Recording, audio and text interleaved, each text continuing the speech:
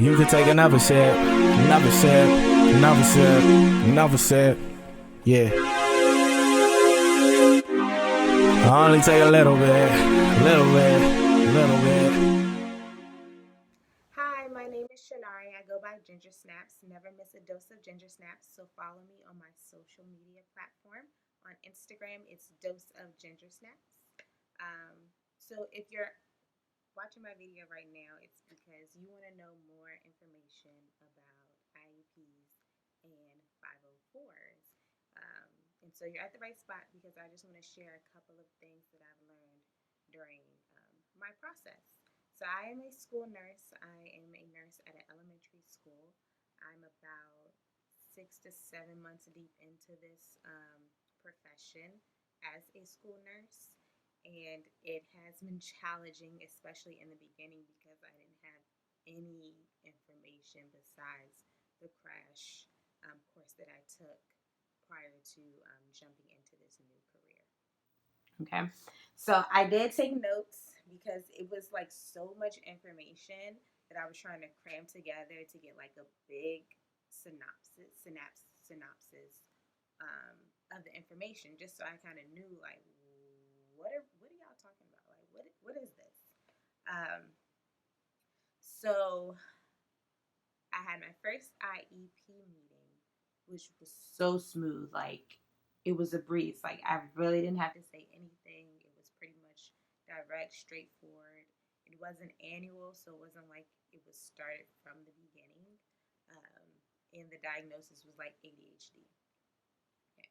Then from there, a couple months later, I had to attend a 504 meeting, and it was crazy, like super crazy. Like had no idea what to expect. It was very different from the last meeting I had went to for an IEP meeting. But thankfully, at the end of the meeting, someone had approached me, and I was like, "Whoa, is this generally how it is?" And they were like, "Oh no, it normally goes way smoother. This one, it was just crazy in itself because of the people we had to deal with, in a sense." So I was like, "Okay, well, that makes me feel a lot better." Um, but it was definitely a learning experience. And I say it was crazy because it was almost pitched out that, oh, you don't know, you don't have this, you don't know what to do. And I never want to feel like that as a nurse, like not having the right information or not knowing what to do. You don't want that light shine upon you. So let's just break it down. Okay, IEP. What is that? It is a specific plan written for students with special needs. Okay, and then 504 is students who have a physical or mental impairment affecting one or more um, activities of daily living. So maybe like breathing, walking, eating, things of that nature. Okay, so breaking it down, you have this term called IDEA, and that is with disability, Individuals with Disabilities Education Act. And this is a federal law, which means that it has federal funds and it is set up by the state. Okay, so in order for you to be accommodated under IDEA, you have to have you have to fit within these certain categories. And these certain categories are listed under an IEP, which is a plan written for students with special needs. Okay, so I'm just going to name a few of the categories because there's a lot of them. But if you were to Google the IEP or the IDEA categories, it'll list several of them. Okay, and so your particular student has to have these disabilities in order to fit under the IEP. Okay, so you have visual impairments, maybe a traumatic brain injury, or an orthopedic impairment. So when you are creating the IEP, um, there needs to be goals and short term objectives stated in instructional terms. Okay. And it will include support services and the reasons why you need these support people. And support services could be transportation, physical therapy, occupational therapy, speech therapists, and things of that nature. Sorry, my boo called me. I didn't tell him that I was filming. All right, so for the IEP, you have to have evaluation. So you'll have an annual evaluation, which is done on maybe a yearly time frame or every few months. Um, and so even though you have to have these annual evaluations, it's not because, oh, how do I put this? Even though we know that this person pretty much is going to be consistent with this diagnosis and nothing is going to change, you still have to have the annual evaluation. Right. And so when you do this sit down meeting to draft up the IEP, you will have a team of people that's going to be there. And so the team could be the teacher, the special educator, or special education teacher. The parent will be there, a learning disability specialist, psychologist, your social worker, your school nurse, physical therapist, occupational therapist, things of that nature.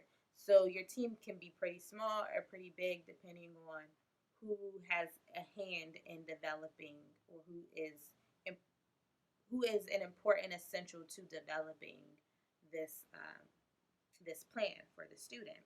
Okay, so in a nutshell, that is what IEP is for. And then you have the 504, um, and this is civil rights. This is civil rights law prohibiting discrimination on handicaps. So it's just a generalization. 504 covers everyone, whereas the IEP only covers a certain elite group, and that you have to fit in that category. So you have to look over the list, and if they don't fit under those specified categories, but they're still considered handicapped, then more than likely they would qualify under the 504 versus the IEP.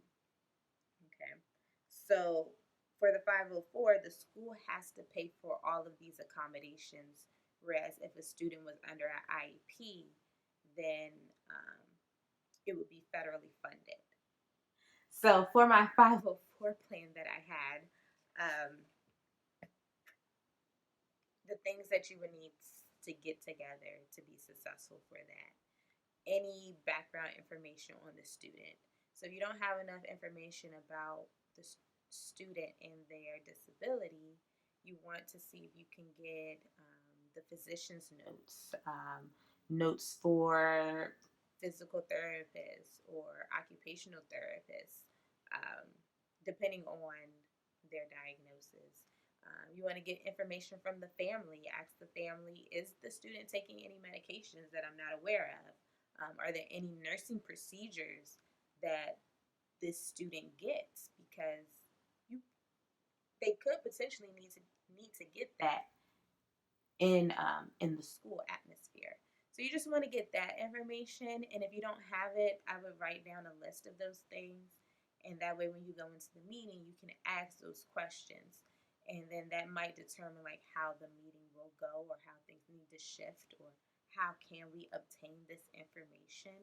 Um, and then it's also nice to reach out beforehand because now the family kind of has like a sense of who you are. Like, oh, okay, well, I've talked to this person before. So I kind of have a rapport with them. Some of the takeaways that I started practicing now is I'll like look up information on the student, especially if I'm not really familiar with them. Like, how many times have they visited my health room? What type of reasons have I seen the student? So that when I go into these IEPs or these 504s, I can say, oh, well, I've seen the student approximately such and such amount of times throughout the school year, and then provide feedback of like whether or not they're cooperative, they're good, or pretty much a healthy child. And that way you can either make your point of how you don't have anything to report to for this situation, or you do have something to report to. There's been plenty of IEP meetings where I don't necessarily need to add feedback. And so sometimes I'll leave them early because there's no, they don't need my expertise for this situation. So I'll just say my short synopsis of how many times I've seen the student, what type of reasons I've seen them before, and that I don't have anything to add to this meeting at this moment. But if you would excuse me because I need to because you still have a whole health office to run, you can excuse yourself, and they can feel free to, ask you to rejoin if certain questions pop up and they need some information to clarify certain things.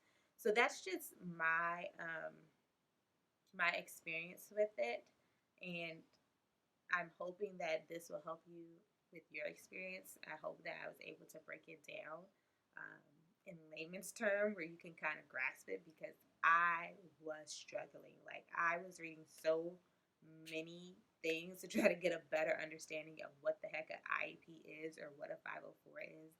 I bought books on Amazon. I was Googling. I was calling my nurse manager, trying to call other nurses like in my surrounding area, like the schools nearby. Like, what do I do when I go into these meetings? Like, how much information am I providing?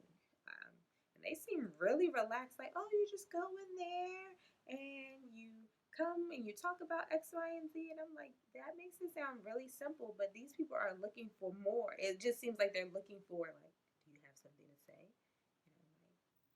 And I'm like, no, they just have ADHD.